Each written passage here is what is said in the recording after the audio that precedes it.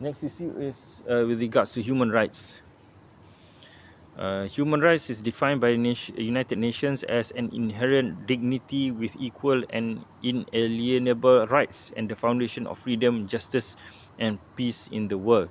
Many large corporations have basic human rights policies, but some issues such as right to privacy, right to work, and equal pay are not mentioned frequently. Okay, because human rights involve things like right to privacy, right to work, equal pay, but some large corporations are not practicing well in terms of how they, with regards to equal pay, right to work.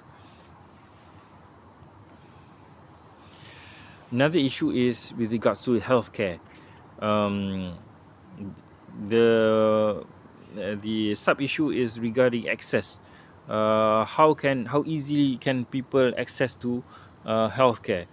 Okay, some countries the state or the government provide healthcare, provide free healthcare, with the aim that all citizens should have the right to get proper healthcare. Um, but uh, but on the other hand, uh, to provide healthcare, there will be cost, and who will carry the cost? So access is an issue. It's a global concern as a billion people lack access to healthcare systems. And then patents. Okay, so patents are given or applied or obtained by pharmaceutical companies that produce medicine, for example. So they obtain patents so that when other companies want to produce the same item, um, they have restrictions because it is the first company that develops such product. So patents will motivate pharmaceutical companies to do research, to undertake expenses to develop good medicine. Yeah. So they need patents to product their to produce to protect their interests. And if patents is not given, meaning that um, anybody can reproduce medicine, copying from the original manufacturer, then companies will have less motivation to produce medicine, and therefore they don't produce important medicine. So there are catches, or there are problems with the patents, both for and against the patents. Okay, companies can charge when there are patents. Companies are able to charge higher prices, and therefore less people can afford to buy the medicine. Okay, so if you have patents, then medicine may be at higher prices, and therefore people cannot afford to get the medicine. But if we don't have patents, then pharmaceutical companies are not motivated to produce medicine, because they know their competitors can just copy and make the same product. So there are so if they don't if the companies do not strive to make new medicine, then there's no medicine to cure illness. Affordability: when too costly businesses drop healthcare packages or downgrade packages. So the issue with healthcare is affordability. Can people afford? And if it's too costly, businesses drop healthcare packages among its employees or downgrade their packages. Then there's also the global healthcare fraud, providing less medicine in packages for the same price, filing false Medicare claims, and providing kickbacks for referrals. Then the issue of supply chain. Disrupting the global supply chain can create ethical, social, and economic issues. Just-in-time inventory systems allow companies to hold minimal stock and increase return on assets. Okay, so this is what organizations do to reduce their cost, and therefore to for their own sustainability. by having just-in-time inventory where they keep as little as inventory as possible. However, this can be easily disrupted, and when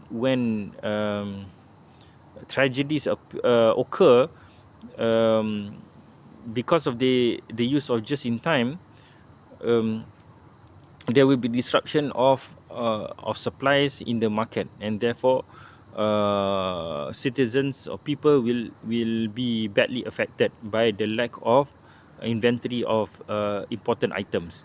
So there can be a ripple effect when disruptions occur. The next issue is with regards to labor and right to work. Okay, the issue of gender pay inequality. There are still issues where for the same amount or same level of position, female in general in certain countries receive 15% less than what is received by the male counterpart, even for the same at the same level of position or qualification. And then the issue of right to work, the right to join trade unions. In general, in European Union and the United States, it is generally accepted that employees join trade unions, but in certain countries, trade unionists risk imprisonment. And then the issue of standard of living, special rights related to pregnancy. Okay, what is the person who is pregnant, what is the his rights in terms of paid leave and so on. And it says here that the US lags behind other countries in terms of rights to related to pregnancy. And then issue with regards to compensation, living wage. Living wage is the minimum wage a person gets to make him able to survive a minimum survival condition. There are some minimum wage laws that certain countries have enacted. However, a lot of MNCs bypass this minimum wage by outsourcing their labor to countries where there is no or very low minimum wage. So there is a significant ethical dilemma when the public perceives the organization as paying foreign laborers unfair wages as compared to what they would have to pay in their original country. Okay, so there will be negative perception among the public. And then executive compensation, demand for better alignment between managerial performance and compensation.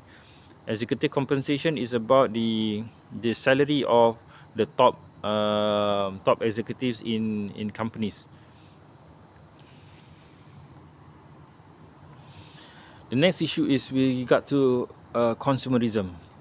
Consumerism is the belief that the interests of consumers rather than those of producers should dictate the economic structure of a society.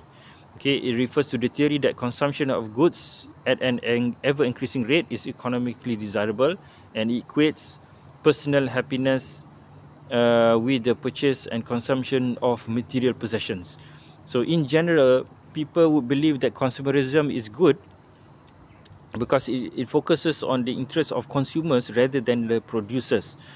But on the other hand, with consumerism, when there is too much consumption, it places significant strains on the environment.